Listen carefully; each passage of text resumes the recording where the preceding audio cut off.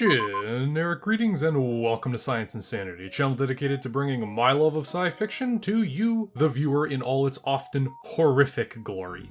Today, we're discussing sci-fi superweapons, the different types that are out there, how they work, and a few examples of the pure stupid levels of destructive power that they get up to. But first, if you'd like to support Sci directly, check out our Patreon, linked in the description. If space shekels are in short supply, then like, sub, comment, all that good stuff, since every little bit helps, the algorithm demands fodder, and I want to hit 40k so I can have an excuse to talk about the meme universe. Sci also has a Discord if you want to hang out, trade memes, share hobbies and stuff, check that out as well. We're a small community, but growing quickly. And with that, on to the video. Superweapons, doomsday devices, MacGuffins and plot devices, and the destroyers of Imperial treasuries across every setting and universe they show up in. As far as I'm concerned, there are three major types of superweapons in sci-fi. The giant laser light show, physics, but as a bomb, and the air is cancer now. In more layman's terms, those are giant lasers, which come in a wide variety of forms, from round to dinner plate, really big bombs, or some form of fundamental force, element, or reaction that creates a solar system-sized explosion, and finally, the chaotic soup of chemical, biological, and technological agents that, once released, render a planet or even further beyond uninhabitable. Or eaten, either or, really, the end result is pretty much the same. So let's start with what everyone knows, because they are the default to all sci-fi and my personal favorite for a variety of reasons. The giant super laser. These are your Death Stars, or Vorlon planet killers, or celestial beings, and more. And they, at their most basic, are weapons massively upscaled from currently in-universe technology. For the Vorlons, it was just a really big dinner plate-esque ship that used a giga-big version of their normal shipboard beam weapons to casually obliterate entire continents or planets if they felt like it. For Star Wars, the power generation and focusing systems from normal blaster and turbolaser technology was upscaled to colossal levels and supercharged with kyber crystals to make the Death Star 1 and 2, which, by the way, in official sources, the second Death Star is supposedly more powerful than the first, and I can't help but ask, why? The first one could already blow up planets, what could you possibly need more power for? Exploding the same planets, but harder, flexing on the rebels even more, building a scenic pit in your throne room that you could take a lovely fall down, bankrupting the taxpayer because why not, we have fun in this empire? Like, some people write things into the lore that they clearly didn't think about, and usually giant space lasers are the cream of the crop when it comes to those kinds of little inconsistencies. These types of weapons also mostly stick to the shallows in terms of depth or complexity, mostly ignoring real-world physics or getting into the weeds of what powers it or how it actually generates the meme beam. It just, turn your brain off. It's a big laser. It zaps the bad man dies, and the bad man is whoever you're pointing it at. Sometimes, though, they do touch on more real-world, reality when designing super lasers, though it's more in the, man, that's a cool-sounding science thing. I bet it would make a great superweapon. Now, I stumbled upon the Genesis station while doing some research for this video, and I love it. It's amazing in its concept. It's from Gundam Seed, by the way, if anyone wants to know, and it's gloriously stupid. It's a massive station that uses nuclear bombs to create and funnel energy into an extremely powerful laser. And the cool thing about that is it's real. This is a real thing that could theoretically be done in our current world. Basically along the lines of the Davy Crockett. It's technically real, but it's insane, and everyone decided, yeah, that's crazy, we probably shouldn't do that. But in principle, bomb-pumped lasers work, creating a small moon-sized laser to sterilize half a planet. Not so realistic. The name is also stupidly extra. Like, for the love of God, please, put the brakes on your naming conventions. Genesis stands for Gamma Emission by Nuclear Explosion Stimulate Inducing System. What is it actually? A gamma ray cannon. Why didn't you just call it that? Why did you butcher language itself to make this stupid acronym for a very cool looking superweapon? Hell, if we're being pedantic about it, the next super laser actually does this right. The Molecular Disruption Device, nicknamed the Little Doctor from Ender's Game. So, In the same way that Genesis is based on something tenuously real that just sounded cool, but could feasibly be done, The Little Doctor is based off an idea about something real that is completely insane. Someone went, hey, you know the fundamental force of the universe that holds electrons together with protons and stuff and makes matter as we know it possible? Yeah, that thing that pretty much all of physics is built off of. What if we turned it off? The Little Doctor looks like the stereotypical big laser, except dual-barreled, as all good shotguns are, but that big laser that zaps things into dust doesn't actually do that. Instead, it's a giant laser that zaps things into soup. Once it makes contact with the target, the beams turn off the ability for atoms and electrons to bind together. This is a self-sustaining, self-replicating reaction that is only stopped by the fact that there isn't enough stuff in space for the reaction to spread across. While it may look like the world it was used on is just exploding, it's not. It and the massive fleets in orbit are being soupified by the Little Doctor, unmade at the atomic level and hopelessly scrambled, and the only reason it's staying together in a roughly planet-shaped shape is because gravity still exists. They turned off one fundamental force, not all of them. As for why these are my favorite types of superweapons, firstly, they are just dumb on a conceptual level. They are so hilariously stupid, and they are the literal definition of if brute force isn't working, you aren't using enough of it, and I'm using enough of it. I look at them and see a caveman trying to throw a boulder to kill a mammoth because regular rocks weren't working, and I just love that idea. And that brings us, oh so smoothly along, to the next category, physics, but as a bomb. Or turning some sci-fi element, fundamental force of the universe, or space magic into a world or solar system destroying explosion. Because there is no such thing as a bomb that is too big, only a target that is too small to appreciate it.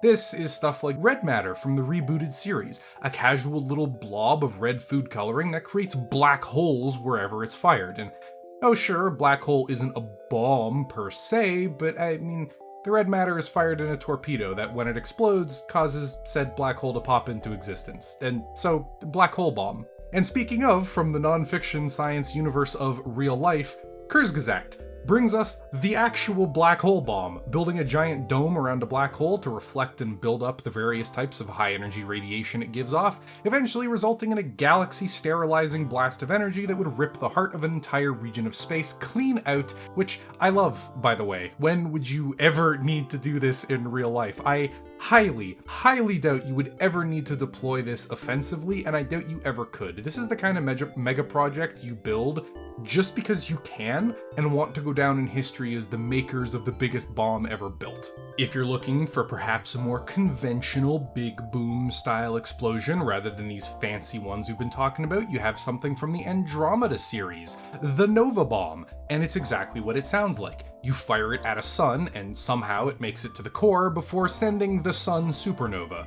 Everything in that solar system and within a few light years is probably going to be having a very bad time very soon, or it's not going to exist the moment the explosion actually gets to it. It's pretty much the biggest explosion you can possibly make that's feasibly, conceivably possible, because everything else requires dealing with physics at its extremes of macro and micro levels, which just don't work. Physics breaks down when things get too big or too small, but a nova bomb blowing up a sun seems pretty much perfect right there in the middle for things that you could do. Blowing up suns just kind of feels like the sci-fi equivalent of a sedan or like an SUV, just like a middle-of-the-road, convenient, all-around useful car that you can use for pretty much everything. That's what blowing up suns is for sci-fi. It's like the cost-effective sedan of science fiction. Such a stupid analogy. There are others as well. For example, we'll dip a little bit into 40K just because I feel like I want to talk about it. Smaller weapons of mass destruction used as a last resort, and 40K has plenty of them that we'll be touching on a little bit later for the big one in the next section, but this one, the Cyclonic Torpedo. Now this isn't actually like a single weapon, it's an entire category of planet-busting super killers, but the one I want to talk about specifically are tectonic charges, which when fired burrow through the crust of a world and into the core before detonating. And once they do, they rip the upper crust free of the world and destabilize the core. In larger planets, this is enough to blow massive chunks off the world and reduce it to a molten state, turning into a planet-wide ocean of lava. For smaller planets, it's common to simply rip the world apart into fragments. These torpedoes often use rare elements like antimatter or other sci-fi shenanigans to make these explosions so powerful. While we're here, might as well talk about it. I think my favorite example, also from 40k, is munitions that can literally pull a target and the surrounding area into hell. Pseudo-physics-based superweapons, they're great. They're so dumb. They're so amazing. They're not, personally, as enjoyable as super lasers just by the level of pure dumb, but they're rather entertaining in how creative they can get. And moving on, last but not least, the final kind of sci-fi superweapon category, turning the air to cancer, or all of the biological and technological agents that wreak havoc on the target. I should also say this is the only type of superweapon that pretty much never actually blows up planets or ships. It's more based around turning the defenders to sludge or killing everything alive than being able to move in and take all their stuff without resistance. Tactically useful, rather than destructive, and quite funny. This is the stuff like the Life Eater virus from 40k, or Genophage from Mass Effect, or Replicators from Stargate. The Life Eater virus is pretty much exactly what it sounds like, and is the quintessential bioweapon, and as usual comes from 40k. Once you release this onto a planet, everything on the planet is pretty much toast. The Life Eater virus is 100% effective. Everything from plants, to animals, to bacteria, and more are all vulnerable. It reproduces incredibly fast and is carried by every means imaginable, but its most effective are airborne and waterborne. But not only is it virulent enough to transmit by thought alone, it appears, it also breaks you down at the cellular level, reducing all life and, frankly, all biological matter to a fine, flammable slurry or soup. And once the entire world is soup, it sets the atmosphere on fire. Because of course it does, what else would it do? Staying on the biological side of things, we also have more targeted superweapons like the Genophage. These are essentially coded diseases that only affect the genetics or biological traits of a certain species or biosphere. The Genophage, for example, only affects the Krogan and functions as an effective sterilization of almost their entire population. If you feel like being the worst kind of person imaginable, this is the superweapon for you. Because blowing someone's entire world up is a stylish way to go, but the Genophage, that's just bad vibes, man. Shame on you for quite literally killing the mood. There will never be Netflix and chill again, thanks to you. I hope you're happy. And that brings us to stuff like replicators, nanites, mechanical monstrosities, and more. While the replicators, both the little nacho chip variety and the nanite versions for the Atlantis series, are bloody terrifying because sure, it'll eat you alive just like the Life Eater virus will, sure, it will render a planet lifeless, but these mechanical horrors are even harder to stop and even less predictable and controllable. Not only will a swarm of these out-of-control, self-replicating machines melt you into your component elements, it will do the same thing to any and all protection.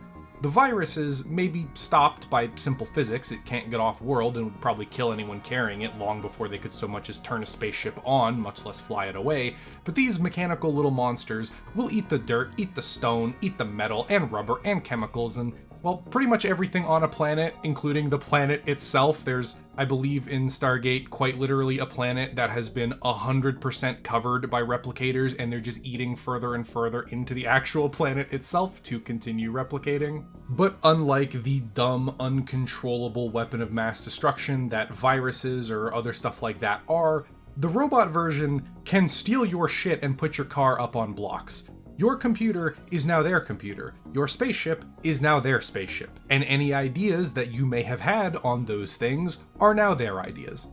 While a lot of common portrayals of the self-replicating scourge has them being quite dumb, just as often they get more intelligent and more scary the more they eat. Exact opposite of your average human. In the Stargate universe, the replicators start off fairly stupid, but with the simple goal of replicating and searching for more resources, they end up becoming an almost unstoppable swarm that adapts to every method you use to destroy them. If you blow up their ships using a new energy weapon, they're coming back next week with a shield specifically meant to stop that. They're like the schoolyard version of a fight going, I have an everything-proof shield. it's infuriating dealing with them. And don't even get me started on the kind of mix between biological and mechanical, stuff like the proto-molecule from The Expanse, where it starts out as a slavering monster just hunting energy, but the more it grows, the more it expands, the closer to God it becomes before it starts literally throwing planets around, bending physics, and ignoring reality so it can casually do whatever it wants.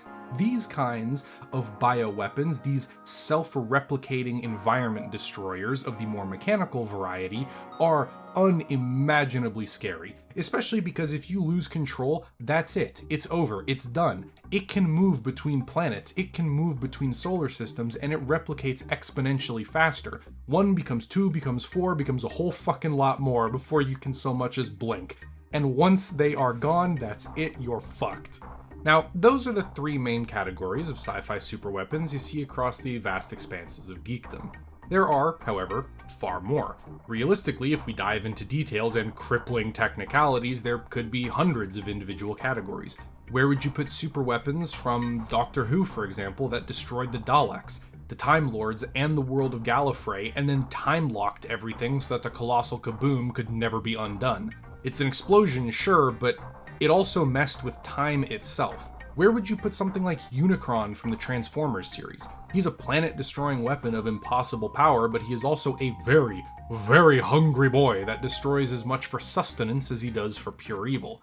Where would you put something like Centerpoint Station from Star Wars? Sure, it can move planets and stars, throw them around, destroy them, or smash them together, but it's not really a weapon, more of a galactic gardening or terraforming tool. Using it like a weapon would be effective, but so would using a shovel as a bludgeon. That doesn't change the fact that it wasn't intended to fulfill that role. Sit back down, Krieg. The shovel memes can wait until we hit the funny number. While this may seem arbitrary to a lot of viewers, those are the 3 categories I picked. Giant laser, giant explosive, and giant hungry bio. Yeah, I have no idea what to describe that 3rd category as. Just, it's an absolute nightmare. So that's pretty much where the video is going to end. If you have any unique or special sci-fi superweapons that you think really, really need to be talked about or are severely underrepresented in sci-fi, feel free to post those in the comments down below. And as such, the video is pretty much over. But before we end it off, a huge thanks to all of the channel patrons. Your support is greatly appreciated and goes a long way behind the scenes to making sure things run smoothly. With a special thanks to everybody at the $5 tier.